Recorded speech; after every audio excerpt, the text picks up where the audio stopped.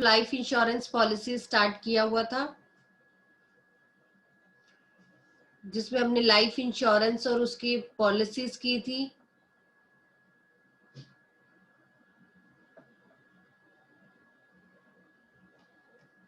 आज हम fire insurance को कंप्लीट करेंगे, fire and marine insurance. Fire insurance की अगर हम बात करें, जो फायर इंश्योरेंस है is an contract where the insurer, जो होता है टू पार्टीज है, इंश्योर्ड और insurer, in return for the consideration agree to indemnify the other party on the financial loss which he may suffer due to damage in the property। ये हमने शायद कल थोड़ा सा स्टार्ट भी किया था कि फायर इंश्योरेंस जो कॉन्ट्रैक्ट है वहां टू पार्टीज होगी, इंश्योरर एंड इंश्योर। और जब दोनों पार्टीज में हम कह सकते हैं एक पार्टी दूसरे पार्टी को एग्री करेगी टू इंडेमनीफाई, मतलब कोई लॉस होगा और सफर होगा कोई भी damage of property due to fire, और किस टाइम पीरियड के लिए होगा, for some specific time period and specific amount. हम बात कर रहे थे कि मोस्टली 1 ईयर की होती है, तो टाइम पीरियड भी है यहाँ और स्पेसिफिक अमाउंट भी है। अब जैसे हमने पहले बात की थी कि अगर मेरी प्रॉपर्टी 50 लाख की है तो मैं इंश्योरेंस 50 लाख का ही करवाऊंगी, उससे अबव नहीं करवा सकती। तो जो आपकी वैल्यू है प्रॉपर्टी की जिसकी आप करवाना चाहते हो, तो उसी के ही ऊपर उसका प्रीमियम का रेट फिक्स होगा। जो कॉन्ट्रैक्ट में टर्म्स एंड कंडीशंस होंगी उन्हें हम क्या कहेंगे, पॉलिसी कहेंगे। एंड जनरली अगर हम बात करें जो फायर पॉलिसी है उसमें क्या क्या कंटेन्स होगा, नेम ऑफ द पार्टीज,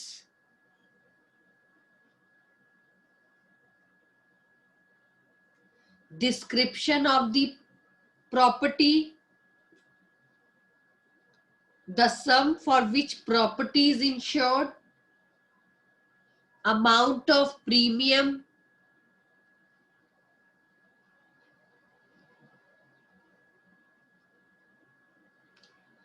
और हम कह सकते हैं द पीरियड इंश्योर, जो टाइम पीरियड वहां फिक्स होगा वो भी वहां पर गिवन होगा। क्लियर है? Means eight the time of insurance आपको क्या क्या उस पॉलिसी में गिवन होगा, नेम ऑफ द पार्टीज होगा, जो प्रॉपर्टी आपने इंश्योर करवानी है उसका डिस्क्रिप्शन होगा, फिर कितने अमाउंट में करवानी है वो लिखा होगा, कितना आप प्रीमियम पे करोगे, प्लस कितने टाइम पीरियड के लिए आपने करवानी है। ठीक है, तो वो सारा उस पॉलिसी में कवर अप होगा। और जो फायर इंश्योरेंस है वो हमें किससे प्रोटेक्शन देगी, फ्रॉम लॉस और damage by the fire, lightning और एक्सप्लोजन। ठीक है ना? Fire means it is accidental not intentional, मतलब जो फायर आपकी इंटेंशनली लगी होगी, अगर आप जानबूझ के करेंगे तो नहीं मिलेगा आपको क्लेम। तो हम इसमें कह सकते हैं फायर पॉलिसी में हो सकता है फायर से रिलेटेड जो भी होगा, और दो कंडीशंस आपको क्लेम करनी है, एक्चुअल लॉस, और सेकंड आ जाएगा fire must be accidental and not intentional. Means आपने ध्यान रखना है जो फायर से लॉस है वो एक्चुअल लॉस होना चाहिए। और हम कह सकते हैं जो भी इससे कंपनसेशन मिलेगा वो अप्रोक्सीमेट मिलेगा। ठीक है ना? मींस अगर आप उनको कोई रीजन नहीं मिलता आपको पेमेंट देने का किसी भी वजह से, तो ये जो कॉन्ट्रैक्ट है वो वॉइड भी हो सकता है। जैसे मैंने पहले भी बताया था, फायर इंश्योरेंस आपने करवाई है और काफी बार आपको फायर इलेक्ट्रिसिटी डिपार्टमेंट से आपको वार्निंग्स मिल रही थी, पर अगर आप ये सब नहीं करते तो आपको इन केस फायर लग जाती है तो आपको कोई भी लॉस जो है वो रिकवर नहीं होगा। तो अगर एक्चुअल लॉस चाहिए तो वो एक्सीडेंटल ही होना चाहिए और आपका पेपर वर्क पूरा होना चाहिए। जो फायर इंश्योरेंस है वो भी बेस्ड है कुछ प्रिंसिपल्स पे, जैसे हमने लाइफ इंश्योरेंस के 4 प्रिंसिपल्स किए थे, ऐसे ही फायर इंश्योरेंस के भी कुछ प्रिंसिपल्स, कुछ एलिमेंट्स हैं, जिसमें फर्स्ट आ जाएगा in fire insurance the insured must have insurable interest in the subject matter of insurance। इसका मीनिंग क्या है ये हमने पहले भी डिस्कस किया था कि जो फायर इंश्योरेंस है उसमें कहीं ना कहीं आपका सब्जेक्ट मैटर इंक्लूड होना चाहिए। अगर ऐसा नहीं है तो आप कह सकते हो कि आपकी प्रॉपर्टी नहीं है, तो इससे आप जो कॉन्ट्रैक्ट है वो वॉइड हो सकता है। मींस लाइफ इंश्योरेंस में जैसे हमने बोला था जो इंश्योरेबल इंटरेस्ट है वो at the time of taking policy present होना चाहिए, but in case of life insurance both at the time of taking the policies और at the time of loss होना चाहिए। मींस अगर मेरी प्रॉपर्टी है, मैंने इनका इंश्योर करवाया है और अगर इसको कुछ हो जाता है तो उसके बाद भी वो मेरी होनी चाहिए, ये ना मैंने उसको सेल कर दी हो या वो लोन पे हो, मॉर्गेज हो, ठीक है। तो इन चीजों का ध्यान रखना है कि जो इंश्योरेबल इंटरेस्ट है वो बोथ टाइम पे प्रेजेंट होना चाहिए। सेकंड आ जाएगा एलिमेंट, लाइफ इंश्योरेंस कॉन्ट्रैक्ट की तरह ही जो फायर इंश्योरेंस कॉन्ट्रैक्ट है वो भी अटमोस्ट गुड फेथ पे डिपेंड करता है। अटमोस्ट गुड फेथ अभी मैंने एग्जांपल लेके वही बात समझाई है कि दोनों पार्टीज को अपनी हर इंफॉर्मेशन डिस्क्लोज करनी है, सारे फैक्ट्स बताने हैं अपनी प्रॉपर्टी के बारे में। भाई ये मेरी प्रॉपर्टी है, ये इसके साथ पहले हो चुका है, या ऐसे ऐसे इलेक्ट्रिसिटी डिपार्टमेंट वाले मुझे आके कह गए हैं। तो अगर आप सब कुछ पहले ही क्लियर कर दोगे तो सब ठीक रहेगा। अगर ऐसा नहीं करोगे, कुछ छुपाओगे, तो बाद में आपको क्लेम नहीं मिलेगा और फिर ये कॉन्ट्रैक्ट ही वॉइड हो जाएगा। तो कहीं ना कहीं फायर इंश्योरेंस लेते वक्त आपको ध्यान में रखना है कि अटमोस्ट गुड फेथ होना चाहिए दोनों पार्टीज में। थर्ड आ जाएगा जो फायर इंश्योरेंस कॉन्ट्रैक्ट है वो स्ट्रिक्टली कॉन्ट्रैक्ट ऑफ इंडेमनिटी है। मींस जितना लॉस होगा वो उतना ही देंगे। मींस मैंने 4 लाख की करवाई इंश्योरेंस पर लॉस मेरा 1 लाख हुआ तो मुझे 1 लाख ही मिलेगा। आप 3 लाख और नहीं ले सकते टू अर्न दी प्रॉफिट्स, तो ऐसा तो हो ही नहीं सकता। जितना आपका लॉस होगा या आपने जितने का करवाया, अगर 4 लाख का करवाया और 4 लाख का ही नुकसान हुआ है आपका टोटली, तो टोटल मिल जाएगा, ठीक है ना। आप 4 का 5-6 लाख नहीं करवा सकते। तो कहीं ना कहीं फायर इंश्योरेंस जो कॉन्ट्रैक्ट है वो क्या कहता है, स्ट्रिक्टली इंडेमनिटी पे डिपेंड करता है कि जो पर्सन डील कर रहा है वो कोई इससे प्रॉफिट ना अर्न कर ले। और लास्ट आ जाता है जो इंश्योरेबल इंटरेस्ट है, it is liable to compensation only when fire is proximate cause. ये भी ध्यान रखना है इस प्रिंसिपल में, प्रॉक्सिमेट कॉज वाला प्रिंसिपल चलेगा। मींस कि जो रीजन आपने फायर का दिया है वो ही रीजन होना चाहिए। मींस मैंने बोला एक्सीडेंटली अगर आग लग जाती है तो मुझे क्लेम मिले, पर कोई जान पूछ के हमारे उसमें आग लगा देता है या हम खुद जान पूछ के कुछ ऐसा कर देते हैं कि क्लेम मिल जाएगा, तो फिर नहीं मिलेगा। और जो रीजन ऑफ क्लोज दिखाया गया है वो ही होना चाहिए, हमने ऑलरेडी प्रिंसिपल्स में पढ़ा है, ठीक है ना। जैसे वो हमने शिप वाला एग्जांपल किया था कि जो वीट है, वीट अगर पानी से खराब होगा तो क्लेम मिलेगा, लेकिन वीट को किसने खराब किया था, रैट ने, तो क्लेम नहीं मिला था। तो सेम यही पर केस है कि जो प्रिंसिपल है प्रॉक्सिमेट कॉज वाला, वो प्रिंसिपल यहाँ पूरी तरह फॉलो होगा और उसी वजह से कोई डैमेज या लॉस होगा तो ही आपको कंपनसेशन मिलेगा। क्लियर?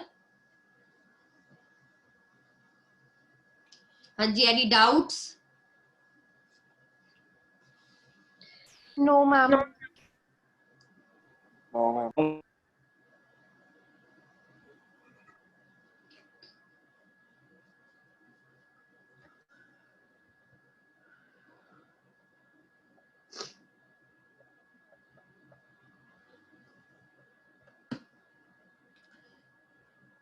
इसी में आता है type of fire insurance policies. ये अपनी नोटबुक में नोट डाउन कीजिए,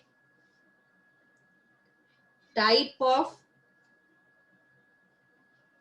fire insurance policies.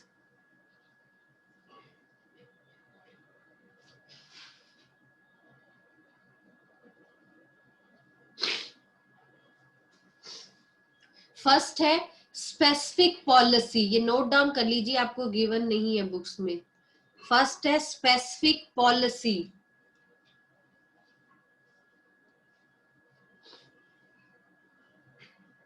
Under this policy the insurer agrees to make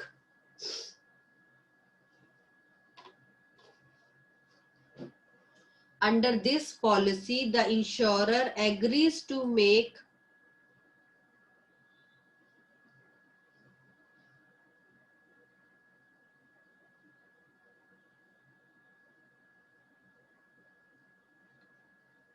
good the loss, agree to make good the loss or damage by fire, the loss or damage by fire to the property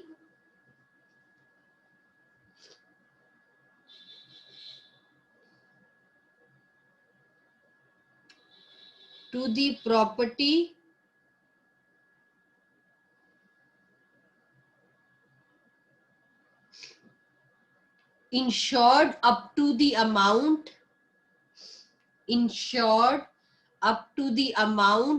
of the sum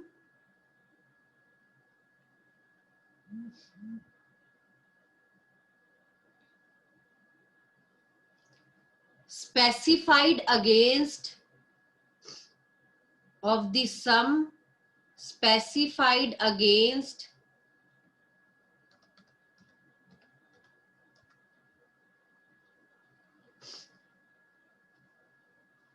that particular policy, that particular property in the policy, that particular property in the policy.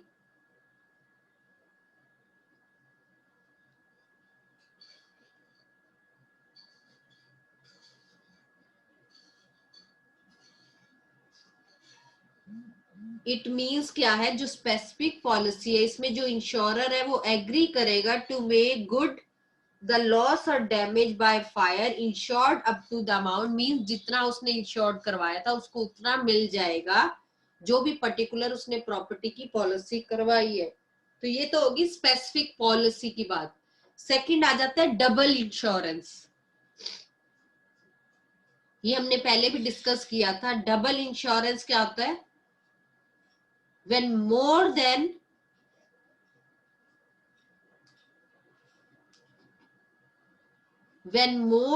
one policy is taken,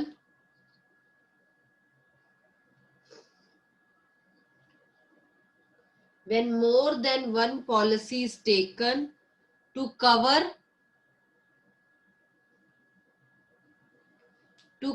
the same loss, that is known as double insurance.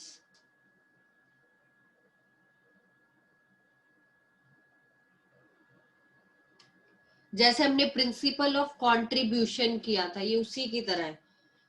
Means एक person दो policy ले सकता है। when more than one policy is taken to cover the same loss, then it is known as double insurance.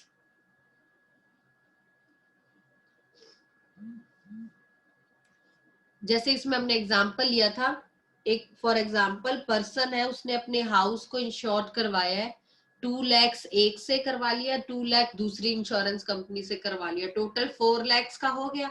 लेकिन अगर उसको by chance 1 lakh का ही loss होता है तो 1 लाख कौन कौन देगा, 50 वो देगा, 50 वो देगा। ये नहीं है कि आप 1 लाख से ऊपर का इंश्योर वो क्लेम ले सकते हैं। तो जैसे हमने पहले ही बोला, insurance is not a contract of making profit, तो he will only get 1 lakh from each, ठीक है ना, मतलब ईच मीन्स 50-50 फ्रॉम ईच हम कह सकते हैं। तो double insurance means more than one policy. पर in case of life insurance की बात करें तो वहां अगर मैंने ऐसे करवा रखा होगा तो मुझे पूरा मिलेगा 4 लाख 4 लाख, लेकिन फायर इंश्योरेंस में आपको पूरा नहीं मिलता, कंट्रीब्यूट करके मिलता है। और थर्ड आता है री इंश्योरेंस, वो डबल इंश्योरेंस था, ये री इंश्योरेंस है।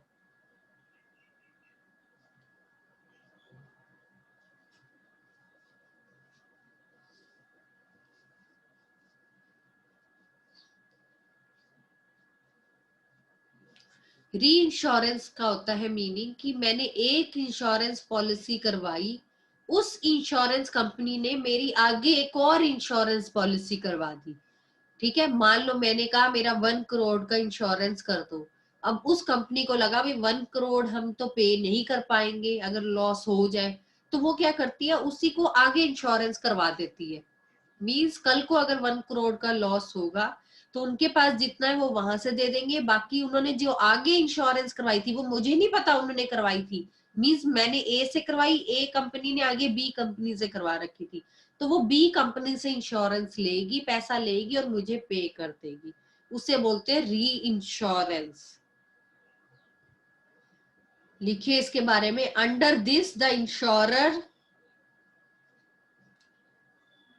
Under this the insurer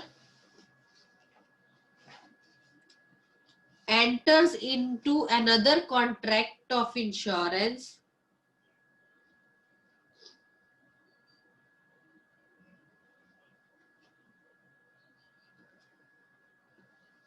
for a whole or part of, for a whole or a part of loss या risk covered by the first insurance। under this, repeat कर रही हूं मैं, under this the insurer enters into the contract of insurance with another insurer for a whole or a part of risk covered by first insurer।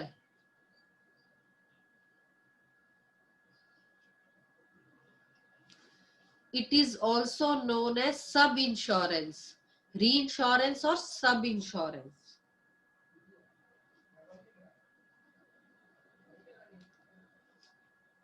It means क्या है कि sometime जो risk होता है वो बहुत ही हाई होता है, जब आप कॉन्ट्रैक्ट लेते हो तो उनको लगता है कि हम एक आगे और करवा देते हैं ताकि कल को लॉस हो तो हम उससे कवर अप करवा सके, ठीक है ना। तो यहाँ इसे बोलते हैं री इंश्योरेंस। फॉर एग्जाम्पल अगर हम बात करें, X has insured property, X has insured property worth 10 lakhs belonging to A.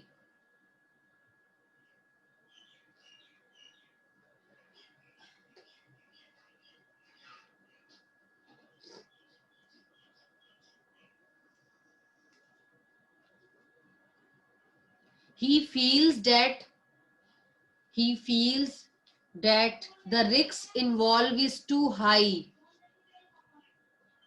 That risk involved is too high.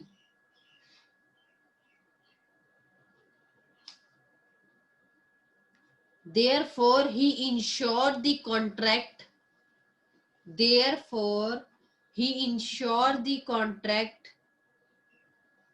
Therefore, he reinsured the contract. Reinsure the contract with Y for 5 lakhs.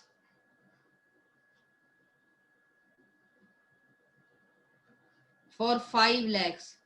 This is a contract of reinsurance.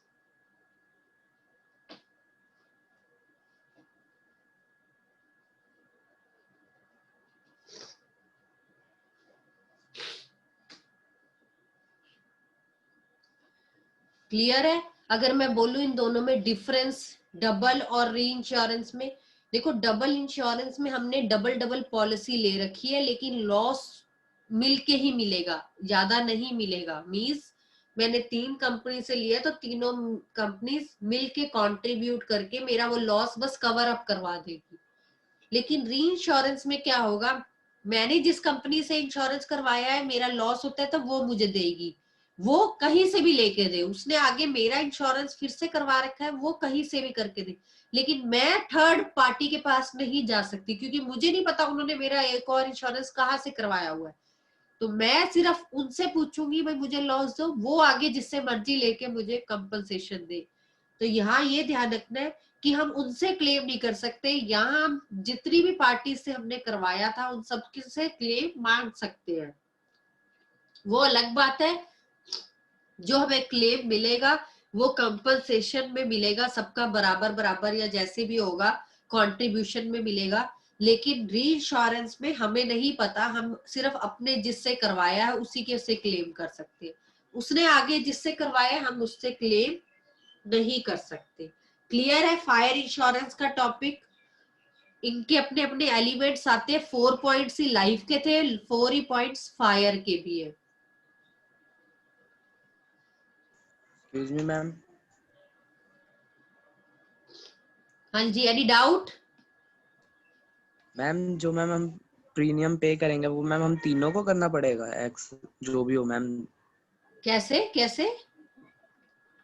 Ma'am जैसे कि ma'am हमने उससे भी करवा लिया, ए से भी करवा लिया और बी से भी इंश्योरेंस मैम करवा उन्होंने करवा लिया, तो मैम हम जो प्रीमियम पे करेंगे वो मैम हम तीनों को करना पड़ेगा या दोनों को? हाँ हाँ,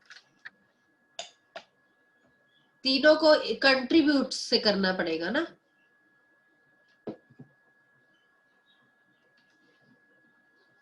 clear? Yes ma'am.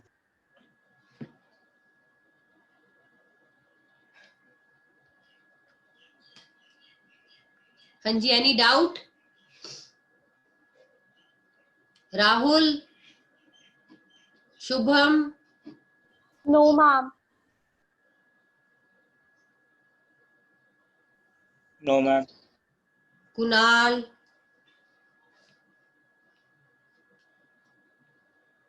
No ma'am. हर्षना,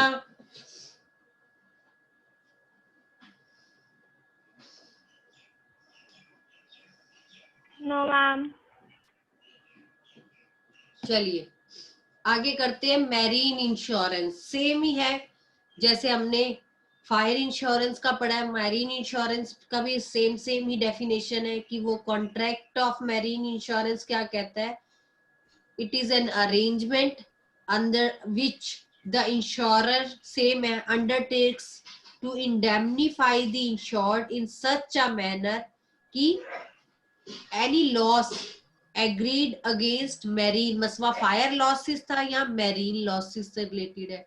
जो मैरीन इंश्योरेंस है ये प्रोटेक्ट करता है against the loss by marine pearls, means जो भी हम कह सकते हैं सी से रिलेटेड एनिमीज होते हैं, दुश्मन होते हैं, उनसे होता है। ठीक है, सी में हम किस चीज का इंश्योरेंस करवा सकते हैं, स्ट्रॉम, कॉलिजन,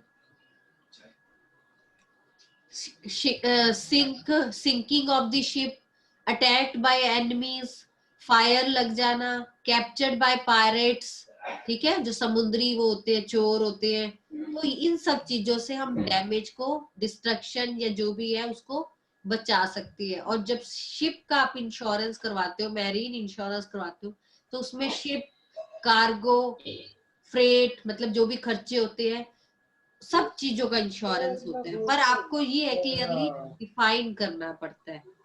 ठीक है ना? तो जब भी शिप का मैरीन इंश्योरेंस होता है तो वो एक कॉन्ट्रैक्ट किसके बीच में होता है, इंश्योरर और इंश्योर्ड के बीच में। और जिसमें इसमें जो शिप का ऑनर होता है वो यहाँ कौन हुआ, इंश्योर्ड हुआ। ठीक है ना? और इंश्योरर को हम कह सकते हैं वो पर्टिकुलर प्रीमियम पे करेगा टू इंडेमनीफाई द लॉस और damage caused by sea peril. अब हम कह सकते हैं मैरीन जो इंश्योरेंस है वो भी उसके जो थ्री पार्ट्स में आप कह सकते हो, थ्री डिफरेंट टाइप्स की पॉलिसीज है जो इसमें आप मैरीन में ले सकते हो, ठीक है। फर्स्ट आ जाएगी शिप और हल इंश्योरेंस। शिप होता है मींस आप शिप की इंश्योरेंस करा रहे हो। देखो एक शिप है, उसके अंदर सामान है और या जो आने जाने का खर्चा है, तीन चीजें। आप या तो शिप की करवा लो इंश्योरेंस, या आप वो पड़े सामान की करवा लो जो सामान उसमें जा रहा है, या जो खर्चे हैं सामान लाने जाने में उनका करवा लो। तो डिपेंड करता है क्या इंश्योरेंस हमने करवाई है। तो फर्स्ट आ जाएगा शिप और हल इंश्योरेंस। इसमें जो है पूरी शिप की इंश्योरेंस होती है। जो शिप को कोई भी तरह का डेंजर है सीज में, वो इंश्योरेंस इसमें होती है। जैसे कि हम कह सकते हैं शिप के वेसल की बात कर रहे हैं, मतलब हम एक पूरी शिप की पार्ट की बात कर रहे हैं, जो उसमें फर्नीचर है, टूल्स है, मशीनरी है, कोई इंजन है, कोई स्टोर है। जनरली हम पूरे शिप को ले रहे हैं, उसे इन हल इंश्योरेंस भी कहते हैं। मतलब हम पूरे शिप की बात कर रहे हैं। अगर शिप को कोई नुकसान या डैमेज होगा उसके अगेंस्ट जब आप इंश्योरेंस लेते हो। सेकंड आ जाएगा कार्गो इंश्योरेंस। कार्गो क्या होता है? एक तरह का गुड्स को जो शिप्स में ले जा रहे हैं हम। कार्गो और goods contain in the ship and personal belongings of crew and passengers. ठीक है, हम ये जूस है दे देंगे, रिपीट रहा मीन्स यहाँ हम सारे गुड्स की बात कर रहे हैं, सारे सामान की बात कर रहे हैं जो कि जा रहा है, ठीक है। वो गुड्स कुछ भी हो सकते हैं। क्या होगा उनके साथ? चोरी हो जाएंगे, ठीक है, गुम हो जाएंगे सामान। तो वो सारे का जो हमें कवर अप करवाना है, जो भी मतलब सामान शिप के अंदर रखा हुआ है, वो आ जाएगा कार्गो इंश्योरेंस के अंदर। तीसरा है फ्रेट इंश्योरेंस, ठीक है। किसी कारण से शिप जो है नहीं पहुंचा अपने डेस्टिनेशन पे, रास्ते में कोई डैमेज हो गया, नुकसान हो गया, तो वो आ जाता है है। ये कितने का है तुम्हारा? Protection from loss by freight. हैं? हाँ जी, मैं पूछ रहा हूँ कितनी देर लगता तेरा पढ़ने का? 9 मिनट। अच्छा 9 मिनट, उसके बाद तेरी और क्लास है? ये किसका है? प्लीज म्यूट कीजिए इसको। पढ़ना मतलब क्या रखा है? वो फोटो है।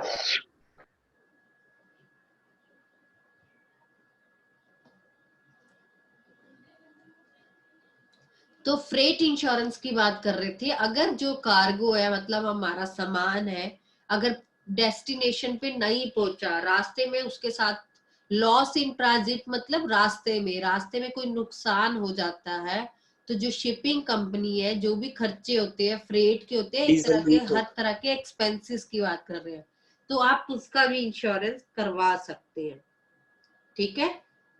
क्लियर है तीनों इंश्योरेंस के टाइप्स। अब आ गया इनके एलिमेंट्स।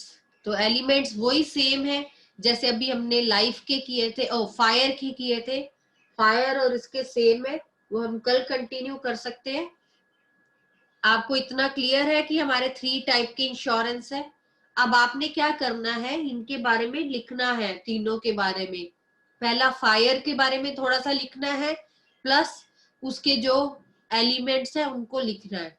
फिर फायर लाइफ का लिख लिया, फिर फायर का और उसके एलिमेंट्स लिखने हैं। फिर जैसे मैरीन है उसकी टाइप्स, ये जो हमने अभी करी है, ये टाइप्स पे आपने क्वेश्चन करना है। क्लियर है? Yes ma'am. Yes ma'am. अगर हम Yes, वैसे ma'am. इसके एलिमेंट्स की बात करें तो सेम ही है इसके भी एलिमेंट्स। पहला एलिमेंट्स आ जाएगा कॉन्ट्रैक्ट ऑफ इंडेमनिटी है, मींस जितना लॉस होगा उतना ही मिलेगा, उससे ज्यादा नहीं मिल सकता। फिर अटमोस्ट गुड फेथ है कि आपको सारा क्लियरली बताना पड़ेगा पॉलिसी लेते वक्त कि क्या क्या है। अगर आप कुछ भी छुपाओगे, डिस्क्लोज नहीं करोगे, तो ये वॉइड हो जाएगा। तीसरा है ये जो इंश्योरेबल इंटरेस्ट है वो मस्ट बी प्रेजेंट होना चाहिए at the time of loss और at the time of taken the policy. पर यहाँ इन्होंने बोला है कोई नेसेसरी नहीं है पॉलिसी लोगे, क्योंकि कई बार शिप किसी के नाम से चलता है, कोई सामान का करवा रहा है, कोई शिप का खाली करवा रहा है, तो इसमें कई बार चल सकता है। लेकिन फिर भी कहीं ना कहीं इंश्योरेबल इंटरेस्ट होना चाहिए। मींस अगर मेरा शिप है तो मेरा है तो मैं करवा रही हूँ, मेरा सामान आ रहा है तो इसलिए मैं करवा रही हूँ, कहीं ना कहीं मेरा इंटरेस्ट जुड़ा होना चाहिए। और फोर्थ एलिमेंट वही सेम है, प्रिंसिपल ऑफ कॉस्ट प्रॉक्सिमा। जो आपने रीजन दिया है वही, उसी से लॉस होगा तो ही आपको मिलेगा। अगर उससे लॉस उस रीजन से नहीं होगा तो आपको कोई लॉस रिकवर नहीं होगा, कोई कंपनसेशन नहीं मिलेगा। तो जब भी आप इंश्योरेंस करवाते हो तो जो आप रीजन दोगे वैलिड, और अगर उसी रीजन की वजह से होगा तो ही आपको कंपनसेशन रिसीव्ड होगा। तो इसमें यही सब है। अब इसमें जो ये कम्युनिकेशन सर्विसेज का टॉपिक दिख रहा है अभी जो स्क्रीन पे आपको दिख रहा होगा, ये सारा पोस्टल कम्युनिकेशन ये सारा हमारा कट हो गया है, ठीक है। तो इस टॉपिक को छोड़ देना। इसके अलावा आप देख लो हमारे डिफरेंट टाइप्स ऑफ इंश्योरेंस है। हेल्थ इंश्योरेंस, सबको पता है आजकल हेल्थ इंपॉर्टेंट हो चुकी है, हर कोई कॉन्ट्रैक्ट इंश्योरेंस का ले रहा है हेल्थ इंश्योरेंस। मोटर व्हीकल्स, हर जो भी कार आपकी स्कूटर हो आपको इंश्योरेंस करवाना। बल्गरी हो गया, चोरी, कुछ आजकल चोरियां बहुत हो रही है, कैमरेज भी लग रहे हैं लेकिन फिर भी चोरी हो जाती है, लॉस हो जाता है, तो उससे रिलेटेड हो गया। कैटल्स का, आजकल अपनी बुल्स, बफेलोस, काउस का, इनका भी सब करवाते हैं, ठीक है ना। कोई अचानक से आपकी जो बुल है, काउ है, इनकी डेथ हो जाती है, कोई डिजीज हो जाती है, क्रॉप्स का इंश्योरेंस होता है। आजकल जितने फार्मर्स हैं अपनी क्रॉप्स को इंश्योरेंस करवा रहे हैं, क्योंकि आजकल कुछ नहीं पता, कभी फ्लड आ रहा है, कभी ड्रॉट हो रहा है, कभी वो आजकल जैसे वो आए थे कुछ, क्या आया था पीछे भी क्रॉप्स को खराब कर रहा था, वो काफी आया हुआ था, ये चींटियां सी, वो क्या था, ग्रास ऊपर, तो ऐसी चीजें ग्रास ऊपर, हाँ क्या था, वो क्रॉप से रिलेटेड कुछ हुआ था ना। ग्रास ऊपर थे। हाँ, जो जो आए थे पाकिस्तान अफगानिस्तान की तरफ से, काफी हमारी क्रॉप्स को खराब करके गए, राजस्थान में, हरियाणा में। तो वो सारा है। स्पोर्ट्स इंश्योरेंस है, स्पोर्ट्स इक्विपमेंट्स कह सकते हैं, स्पोर्ट्समैन के लिए किया जाता है। ऐसे मतलब बहुत सारे हैं, बस ये आपको इतनी डिटेल नहीं करनी, इनके पे रिलेटेड कुछ नहीं आता, लेकिन बस आपको थोड़ा सा पता हो और वो टॉपिक जो कट गया वो भी आपको पता हो। तो इसमें हमारा बस एक लास्ट टॉपिक ही रह गया है, difference between life and fire and marine insurance, जो आप पर ऊपर ये गिवन है हमें, ठीक है। कई बार लाइफ के साथ जर्नल बोल लेते हैं, जर्नल मतलब ये दोनों जर्नल्स में ही आते हैं, तो कई बार ऐसे डिफरेंस भी आ सकता है, लाइफ इंश्योरेंस और जनरल इंश्योरेंस में डिफरेंस बताओ। क्योंकि जो फायर और मैरीन के सारे पॉइंट्स मिलते जुलते हैं, लाइफ के तो अलग है इनसे, पर ये मिलते जुलते हैं, तो फिर कई बार ऐसे भी डिफरेंस आ जाता है। तो वैसे हमारा यहाँ चैप्टर ये कंप्लीट हो जाता है। इसमें जो इंश्योरेंस का टॉपिक है वो इम्पोर्टेंट है, वैसे भी आपको नॉलेज होनी चाहिए इंश्योरेंस के टॉपिक से रिलेटेड। तो ये इस चैप्टर में था। क्लियर? कोई डाउट हो तो पूछ लीजिए।